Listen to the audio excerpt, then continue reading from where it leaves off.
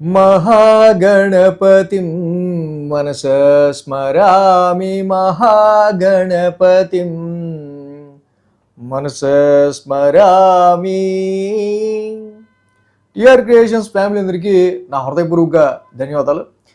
So అలాగే ఈ యొక్క వారం 18వ తారీఖు నుంచి 24వ తారీఖు వరకు కూడా ద్వాదశ రాశుల వారికి సంబంధించి రాశి ఫలాలు ఏ విధంగా ఉన్నాయి ఏంటనేది చూద్దాం.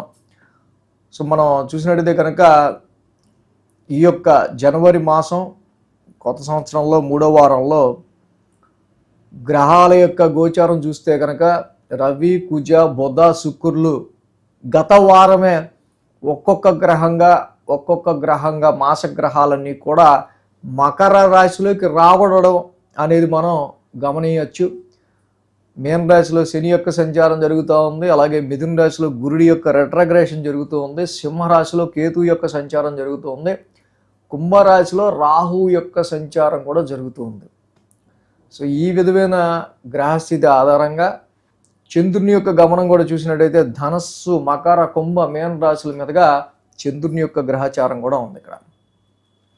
అలాగే ఈ యొక్క మాసంలో ఈ యొక్క వారానికి సంబంధించి ద్వాదశ రాశుల వారికి సంబంధించి ఈ గ్రహ గోచారం ఆధారంగా ఫలితాలు ఏ విధంగా ఉండబోతున్నాయి ఈ వారానికి మనం చూద్దాం. కుంభరాశి వాళ్ళకి సంబంధిద్దాం. కుంభరాశికి పంచమంలో గురుడు, వేణులో శుక్రుడు, రెండు గ్రహాల యొక్క అనుకూలత కుంభరాశి వారికి మనకి ఇక్కడ కనిపిస్తూ ఉంది. ఈ రాశికి సంబంధించి మెయిన్గా ఈ యొక్క వారం మనం చూసినట్టయితే కనుక ఏదైతే లాభస్థానంలో ఉన్న గ్రహాలు, మాసగ్రహాలు అన్నీ కూడా ఒక్కొక్కటిగా గత వారం నుంచి ఈ వారం వరకు మకర రాశిలో సెటిల్ డౌన్ అవ్వడం జరిగింది. సో ఇక్కడ మకర రాశిలో రవి, కుజ, బుధ, శుక్రుడు లాంటి మాసగ్రహాలన్నీ కూడా నెమ్మదిగా న్యాచురల్ ట్రాన్సిట్లో మకర రాశిలోకి అంటే వ్యయస్థానంలోకి ట్రాన్సిట్ అవుతూ ఉన్నాయి కుంభరాశికి. So be careful on your expenses. అంటే వ్యసనాలు, ఈ యొక్క బూజింగ్, ఎక్కువ తాగుడు, ఎక్కువ చైన్ స్మోకింగ్, ఇలాంటి బ్యాడ్ హ్యాబిట్స్ ఉన్న వాళ్ళకి అడ్వర్స్గా హెల్త్ కొంచెం ఖరాబ్ అయ్యే ఆస్కారాలు కనిపిస్తున్నాయి. అదేవిధంగా ఎందుకో తెలియని ఒక భయం లాంటిది కూడా ఈ రాశి వాళ్ళకి, అంటే పరిస్థితుల రీత్యా ఖర్చులు మనకి ఇలాగే ఉంటే పరిస్థితి ఏంటి, ఎందుకు ఇలా ఖర్చు అవుతుంది, సో చాలా వరకు వ్యాపారం ఇంత స్తబ్దుగా అయిపోవటం ఇదే ఫస్ట్ టైం మనకి అన్నట్టుగా కొన్ని సిచ్యువేషన్స్ క్రియేట్ అవటం వల్ల ఒక లేనిపోని భయం అనేది క్రియేట్ అవుతుంది ఈ రాశి వాళ్ళకి. సో అంటే be careful on your business undertakings. ఆరోగ్య పరిస్థితులకి సంబంధించిన విషయాల్లో కూడా. అలాగే ఈ రాశికి మేజర్గా మనం చూస్తే కనుక ఉద్యోగ పరిస్థితులకి సంబంధించిన విషయాల్లో కొంచెం హెక్టిక్ స్ట్రెస్ ఉంటుంది. సో కొన్ని సందర్భాల్లో ఉద్యోగానికి సంబంధించిన విషయాల్లో ఎవరికైతే లే ఆఫ్ ప్రాబ్లమ్స్ రీత్యా భయపడుతుంటారో అలాంటి వాటికి కొంచెం జాగ్రత్తగా ఉండాల్సిన అవసరం ఉంది. ఎందుకంటే రవి బలం కూడా తగ్గటం వల్ల ప్రొఫెషనల్ బలం కొంచెం తగ్గుతూ ఉంది. సో రవి, కుజులు ఇద్దరు కూడా ఇక్కడ కొంచెం డౌన్లో ఉండటం వల్ల, కొంచెం అంత స్ట్రెంత్ ఇన్ పొజిషన్లో లేకపోవటం వల్ల చాలా వరకు ఎక్స్పెన్సెస్ అనేవి పెరిగే ఆస్కారాలు ఉంటాయి. సో తద్వారా వ్యాపార పరంగా ఏంటి, ఉద్యోగపరమైన విషయాల్లో ఏంటి, ఎంత స్ట్రెస్ ఉన్నా టైం మంది కాదు అనుకున్నప్పుడు అవతల వాడికి ఓకే సార్, తప్పకుండా సార్, చేస్తాం సార్ అనాలి. అంతేగాని టైం మంది కాదని తెలిసాక కూడా చేయబోతే ఏంటండి ఇప్పుడు అన్నారంటే మాత్రం అది చాలా డిఫికల్ట్, టఫ్ టాస్క్గా అయిపోద్ది. సో ఇక్కడ మనం ముందు చెప్పుకోవాల్సిన విషయం ఏంటంటే సోమ మంగళవారాల్లో రవి, బుధ, కుజ, శుక్రులతో పాటు చంద్రుడు కూడా, పంచగ్రహ కూటమి కూడా ఇక్కడ మనకి మెయిన్ మకర రాశిలో ఏర్పడుతుందండి. వీళ్ళ వ్యయస్థానంలో ఏర్పడుతుంది.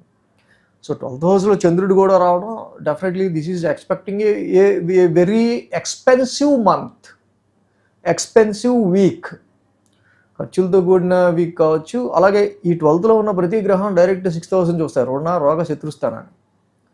సో ఇది అన్నెసరీగా ఇక్కడ మనకి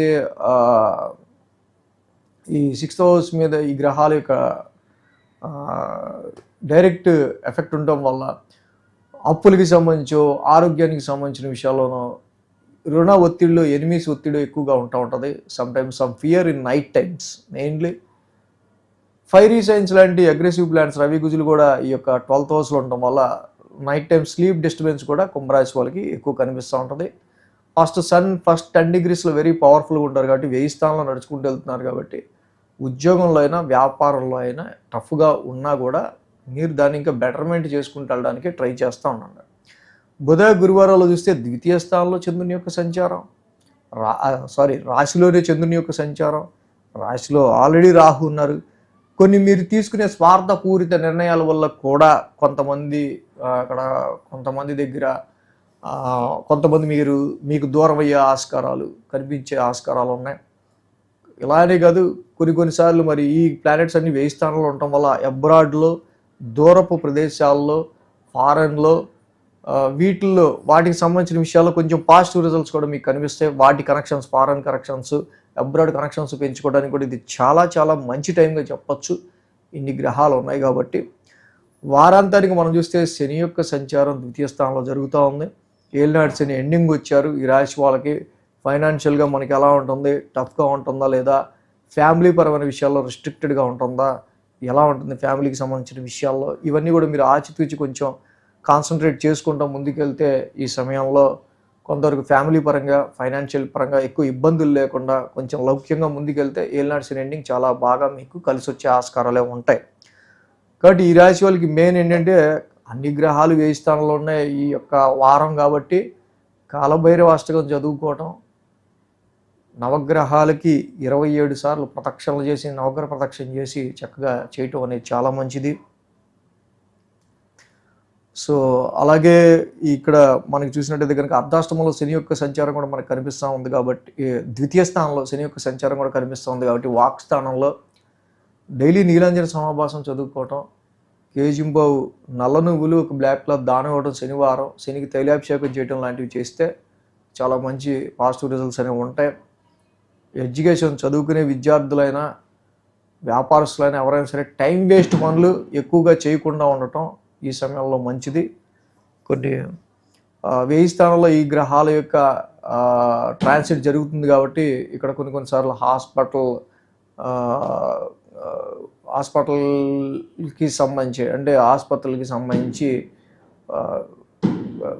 కొంతమంది పరామర్శించడానికో వెళ్ళటానికో ఇలాంటి సిచ్యువేషన్స్ కూడా ఏర్పడే ఆస్కారాలు ఉన్నాయి.